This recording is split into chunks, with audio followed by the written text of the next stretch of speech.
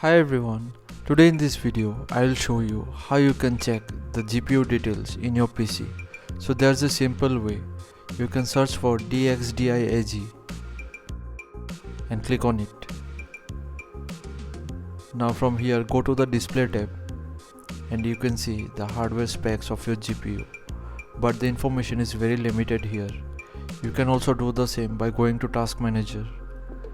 Click on Performance and then GPU. Here also you will get limited information about your GPU. Now if you need more minute details about your GPU, simply download a tool named GPU-Z. From the search results, click on this web page. Click on download from here. Click on download again. Now select any server from here to download the file.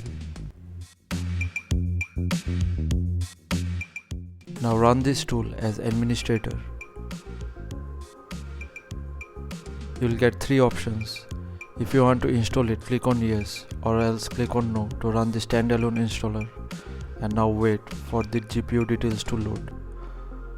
Now this is the interface of the tool. From here you can find each and every details about your GPU in detail. So you can use the tool and find whatever the information you need.